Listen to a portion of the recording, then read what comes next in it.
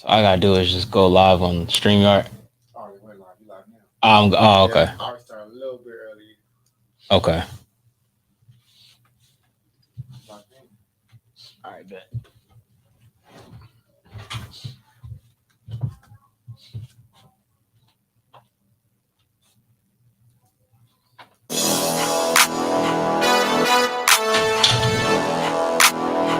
Tom Cash.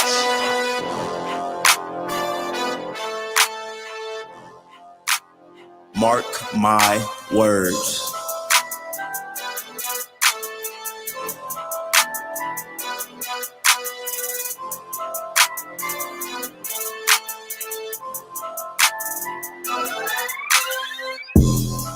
Yeah.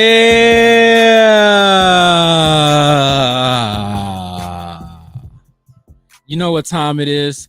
Welcome to a new episode of Mark My Words with me, your host, Mark Gunnels, live from the Good News Sports Station in sunny Los Angeles, California. Thank you guys for tuning in for another special episode. Hope you guys are having a good week. It's Friday right now, me recording live. Hope you guys are listening right now on the radio.co app. And you know what? It's almost that time of year, baby. NFL football is almost here. We're in late July now. Quarterbacks and rookies have reported to training camps all across the league. It's that time, man. First preseason games are about what, 3 weeks away? Maybe even a little less than that. I mean, it's exciting. Football is king here in America.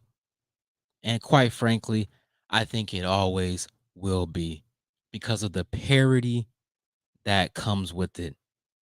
Every single year, there are surprise teams that come out of nowhere.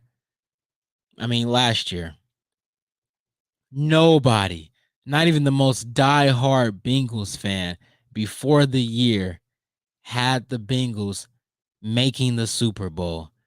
Quite frankly, they were picked to finish last by most people, right? In that division.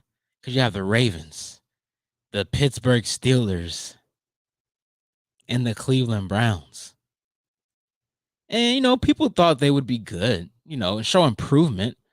They thought they would be a 6, 7, maybe 8 win team that shows promise heading into this season, the 2022 season, because they have talent, but the leap they made was tremendous, right? But at the same time, we need some context here. They were only a 10-7 football team. The Baltimore Ravens had the most guys on the ER. I mean, on the IR. Because at one point, the Ravens were not only first in the AFC North, they were first in the whole entire AFC at one point. But people forget about that. Obviously, the Browns, Baker Mayfield was dealing with injuries and that whole drama over there in Cleveland. In Pittsburgh, I mean, Big Ben was just a shell of himself, So, and not to mention, they had a last place schedule because they finished last place the year before. Obviously, Burrow got hurt, and they finished the year with one of the worst records, which, in a weird way, actually helped them out because they were able to get Jamar Chase. So that's that. But now they have a first place schedule. Now they're not going to sneak up on teams. They have a target on their back. So we'll see what happens this year. But that's beside the point. My main focus for this show, and I talked about this on a Twitter space a few days ago. Shout out to Facts and Stats. Make sure you follow them on Twitter, Facts and Stats. They host very good Twitter spaces, good dialogue, good conversation all around. Shout out to them. But one of the topics was the top 10 offenses heading into the 2022 NFL season. But I'm just going to focus on my top 5, right? I'm gonna condense it down a little bit. And when I was making my list, the top 5 to me is pretty easy.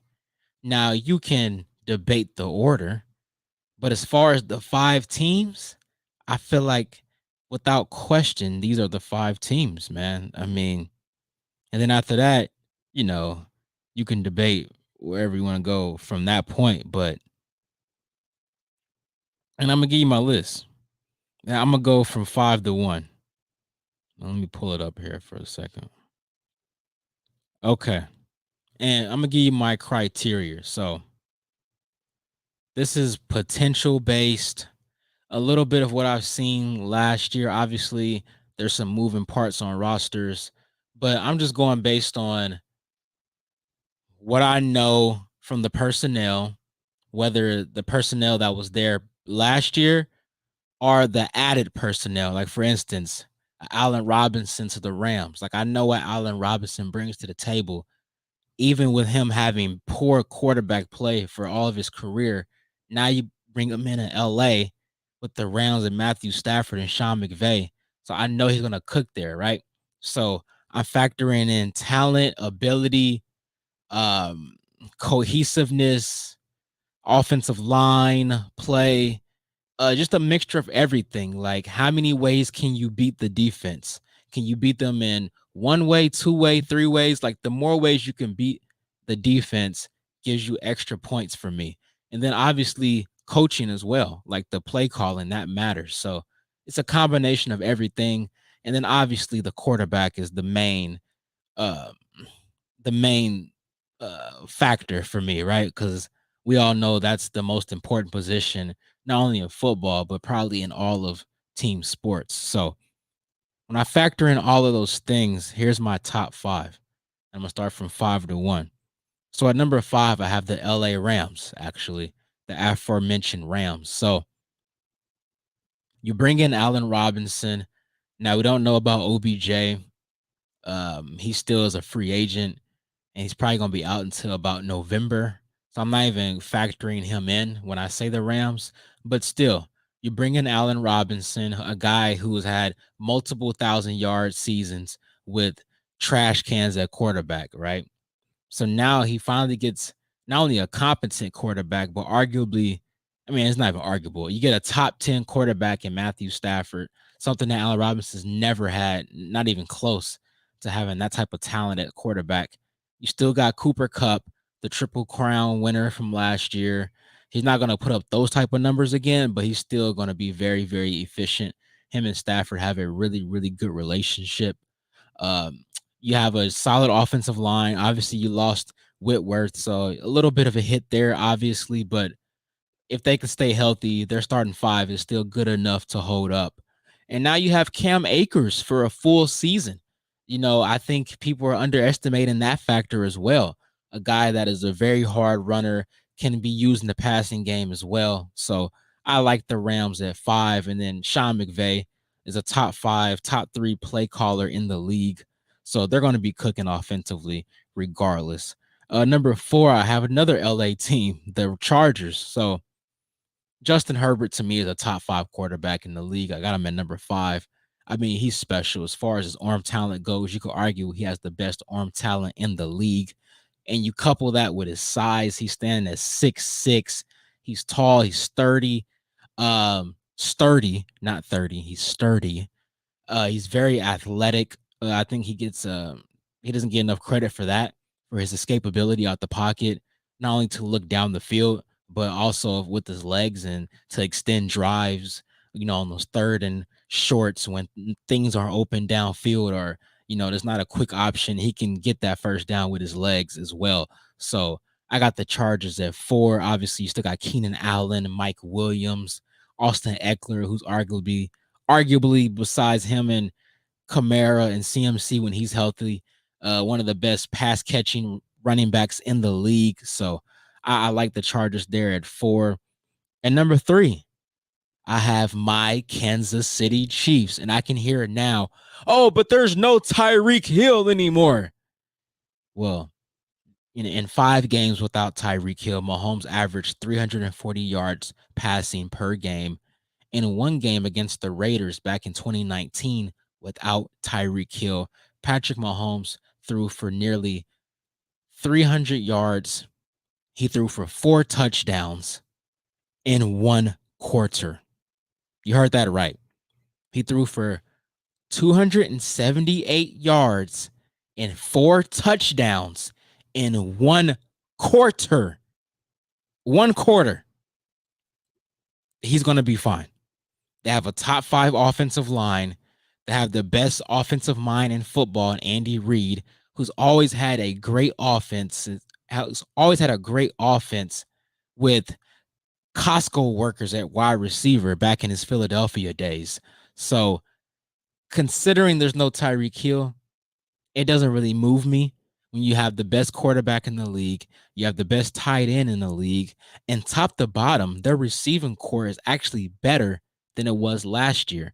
Yes, you don't have that number one guy like a Tyreek, but as a collection, they have more reliable options. You got Juju Smith-Schuster, you got NVS, you got Sky Moore in the second round, who I'm really high on. And you still got McCole Hardman, who had nearly 700 receiving yards last year and on limited targets because he was behind, obviously, Tyreek Hill and Travis Kelsey on the pecking order. So with more targets, don't be surprised if McCole Hardman is a 1,000-yard receiver.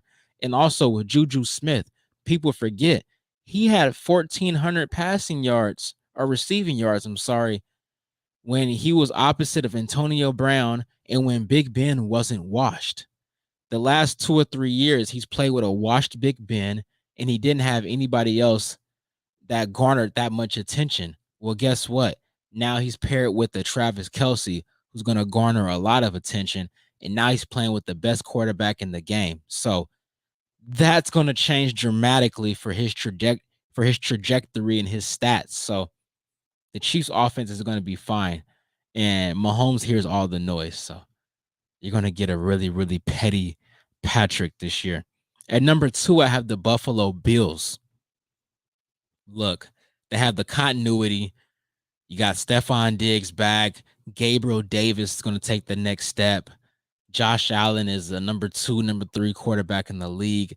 Outside of Patrick Mahomes, nobody else can do the things that Josh Allen can do with his arm on the run.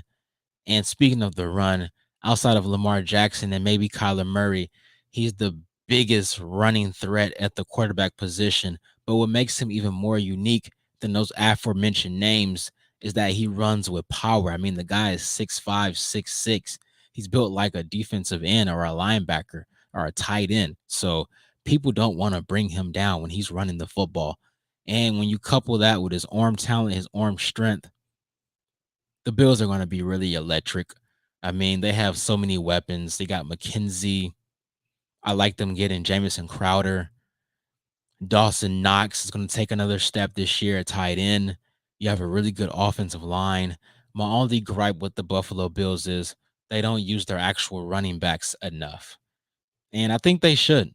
Devin Singletary is definitely more than capable of carrying a workload. So we'll see if they give him more of a chance, give him more carries. But nonetheless, they're going to be a very, very high-powered offense. And at number 1, I think this one's pretty easy. The Cincinnati Bengals. I mean, obviously, Joe Burrow, top 10 quarterback. Some even say top 5. He has a high IQ. He's very cool under pressure. He's tough. He just has that, I hate to say this so cliche term, but he just has that it factor, right? And now they revamped their offensive line. And obviously you have the best trio of receivers in the NFL with Jamar Chase, Tyler Boyd, and T. Higgins. And like I said, they went to the Super Bowl last year with a makeshift offensive line, right? I mean, there was a game that Burrow got sacked, 7 or 9 times? So now you fix that. and you have the skill position players. And I didn't even mention Joe Mixon yet. I mean, he's one of the best pass catching running backs in the league as well. He's good in between the tackles. He's a very tough runner. Is also very athletic, a lot of speed. So the Bengals, I mean, they're the perfect like Madden team. Like if you were to get Madden, that's the team you would want to play with because they're just so fun.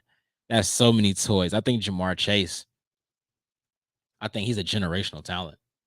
I mean, if you're talking about a guy that can take a wide receiver screen and take it to the house, you can only list maybe 2 or 3 guys that can do that. Tyreek Hill, Jamar Chase.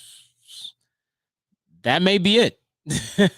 That may be it. I mean, it's a very, very short list. I mean, so you got that factor and the fact that he can beat you over the top, he can moss you, he has good size, good hands. I mean, he's just a matchup nightmare. He really is. So I got the Bengals at 1, and that rounds out my top 5. I want to know what you guys think, though. You guys can tweet me at Mark A. Gunnels. I'm on Instagram at Mark A. Gunnels. Give me some pushback.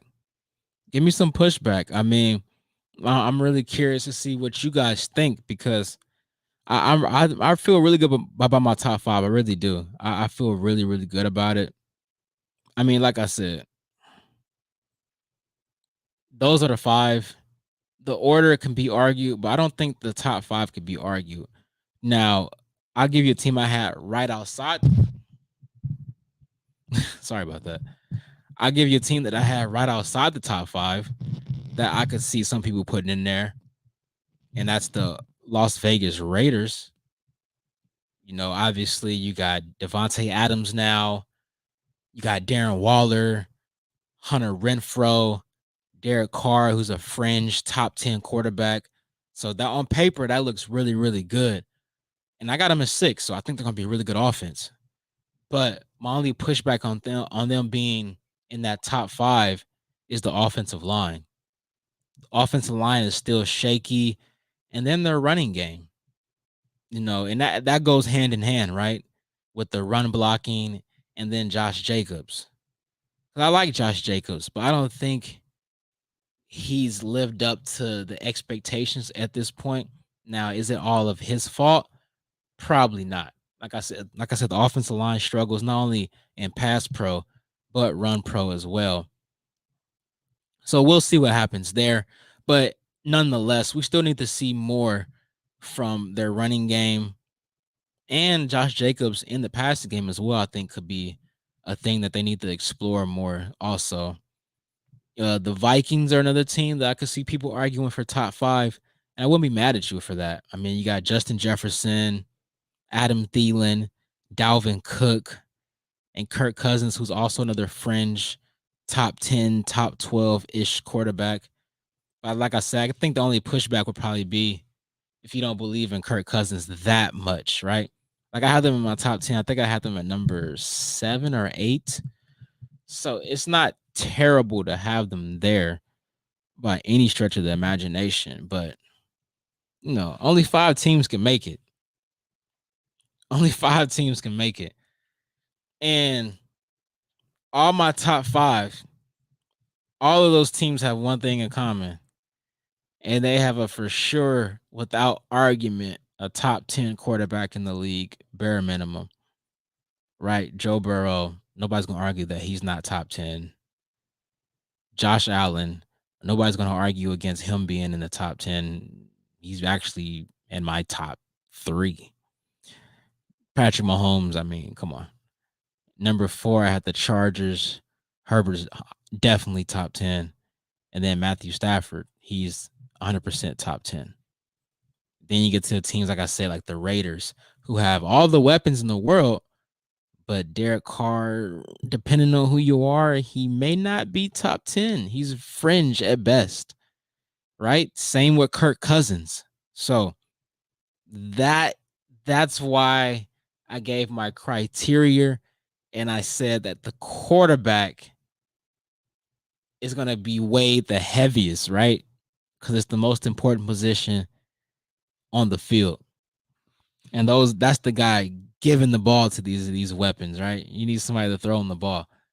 So these receivers are definitely dependent. It's a dependent position, right? Like I said, I want to know what you guys think. You guys give me your thoughts and your opinions on it. And I'm gonna give you guys my top. I'm gonna do this probably next week as well. Do my top 5 defenses heading into the season. And that's gonna be fun. That's gonna be fun because defense is a little harder to judge because you need all 11 guys on a string together, especially in the back end. And with a lot of moving parts and guys going to new teams, you're not 100% sure how it's all going to gel, right? So it's definitely hard projecting defenses unless it's the same unit from last year with a couple of minor tweaks. Then you know what you're going to get from that unit for the most part. Then obviously the defensive coordinator matters as well. But it's going to be a fun season. I really can't wait. And speaking of the fun season, let's have a little fun right here. Early Super Bowl prediction. Early Super Bowl prediction.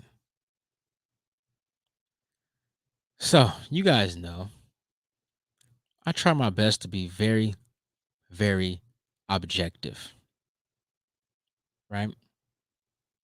I don't like being biased. I don't like being called biased. But with that being said, you thought you knew I was going to say, huh? But no, the Chiefs are obviously more than capable of reaching the Super Bowl again, which will be the third time in 5 years. No, third time in 4 years, actually, if they go this year. Yeah. So they're definitely more than capable. But I have a hard time picking them to make it this year.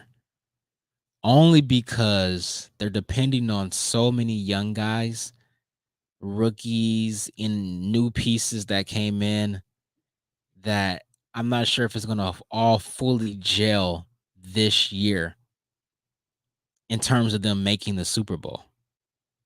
Now, I still got them winning the tough AFC West, and they still may even go to the AFC Championship game. I mean, that's all that Patrick Mahomes knows at this point, so it wouldn't be a shocker if he's back in there for the 5th straight year. But something in me is just telling me, and I hate to say it, it just feels like it's the Buffalo Bills year, right?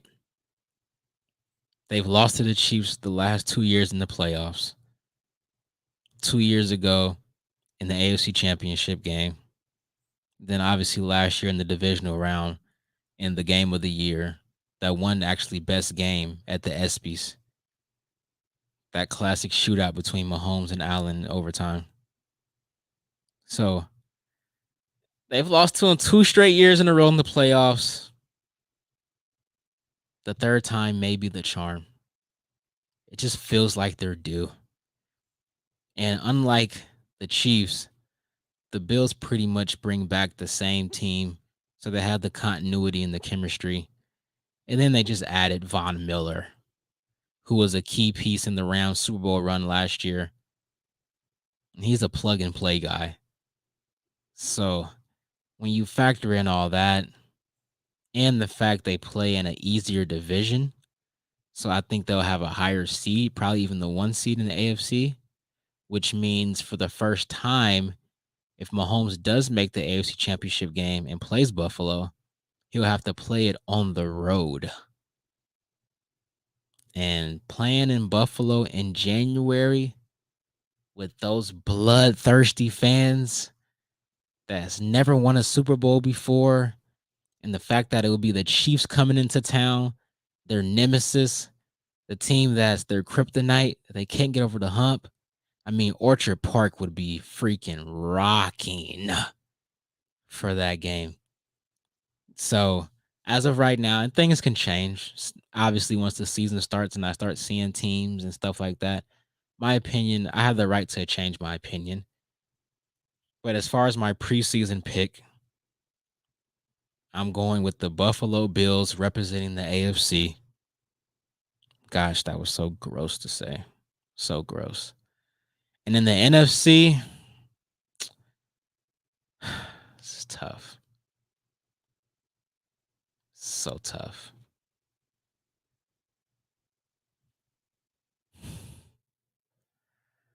In the NFC, I'm going to say, oh, man. I'm going to say the 49ers as of right now. I'm going to say the 49ers. And yes, I know they have a first-time starting quarterback in Trey Lance. But I don't care. He's better than Jimmy Garoppolo. He can make all the throws. He has a stronger arm. He's the better athlete. He's a dual threat, which fits perfectly in Kyle Shanahan's run zone scheme system.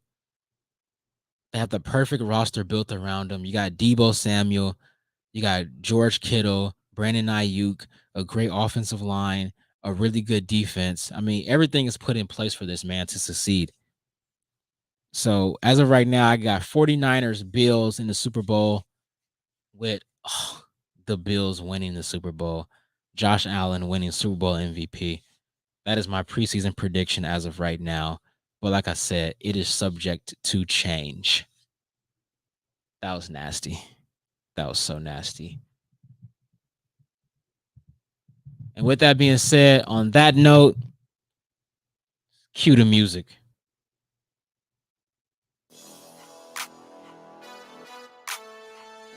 I hope you guys enjoyed this episode.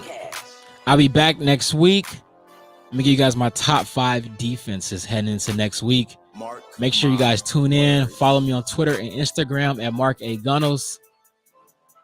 I'm out.